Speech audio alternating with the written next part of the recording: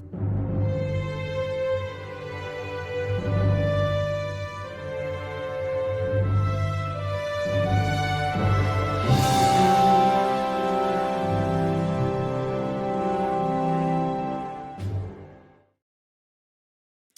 Constitution gave America three branches of government. Article 1 created Congress, Article 2 created the presidency, and Article 3 created the courts. It's the shortest of the three, but don't let it fool you. In just a few paragraphs, the framers created an independent judiciary, a branch not controlled by kings, presidents, or parliaments, a branch built to interpret the Constitution itself and hold the other two branches absolutely accountable. Welcome to our republic. When in the course of human events it becomes necessary for one people to dissolve the political band, sailors and airmen of the Allied Expeditionary Force. Well, I think it's time we ask ourselves if we still know the freedoms that were intended for us by the founding fathers. Not one small step for man. Those three hallowed words reverently dictate what you ought to be, what you can be, what you will be. We pledge to each other our lives, our fortunes, and our sacred honor.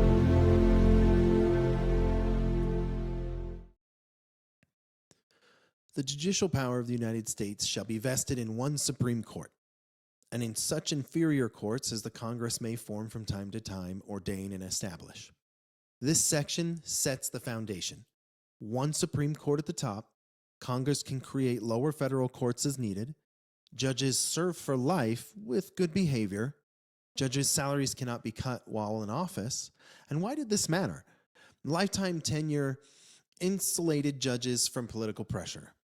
They didn't have to run for re-election or bow to presidents or parties, something that I think some of the judges that we have now can remember. Salary protection stopped Congress from punishing judges by slashing their pay. And independence was the goal. Judges were free to follow the law, not the crowd, which is, again, what I think some of our judges should remember that are currently serving on the Supreme Court. Congress filled in the details with the Judiciary Act of 1789, creating district courts and circuit courts beneath the Supreme Court. And that's how we got the three-tier system we use today. So jurisdiction of courts is talked about in Section 2 as well. It spells out what cases the federal courts can hear.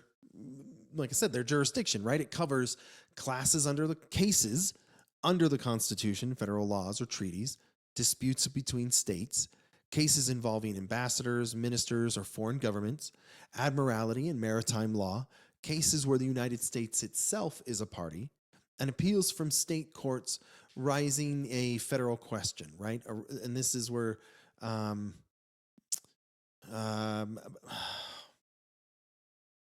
there's this, I can think of several right now, but anyway, that's a whole long story. I'm not going to get that. Anyway, original versus appellate jurisdiction, right? The Supreme Court has original jurisdiction. The case begins there in matters involving ambassadors or states. Everything else comes on appeal, with the Supreme Court as the final word. And why that matters?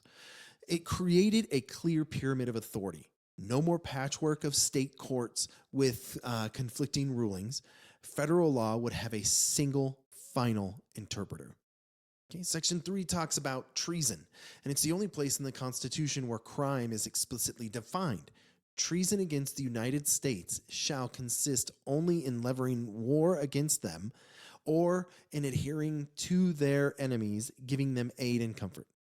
To convict someone of treason required either two witnesses to the same overt act or confession in open court. Congress could decide to punish, but the Constitution barred punishing the traitor's family or seizing inheritances after their death. And why did that matter? In England, treason laws were used as a political weapon to silence opponents. The framers deliberately made the definition narrow and the standard of proof high. Treason couldn't just be thrown around in partisan fights, right? But here's the missing piece that was in this, right? It's judicial review. Here's what the article doesn't say. The courts can strike down unconstitutional law. That power came with Marbury versus Madison in 1803, where Chief Justice John Marshall declared, "It is emphatically the province and duty of the judicial department to say what the law is." That ruling gave the judiciary its sharpest tool, judicial review. Without it, Article 3 might have been little more than words on paper. With it, the courts become a co-equal branch of government, able to keep Congress and the president within the boundaries of the Constitution. And so, real quick, why Article 3 matters, right? In just three short sections, it shaped our government. It gave America an independent judiciary. It created a system of courts with the Supreme Court at the top.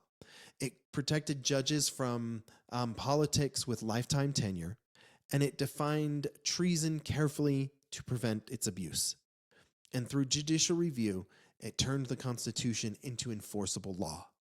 Article 3 might look like the lightest of the Constitution articles, but it holds the most heaviest weight.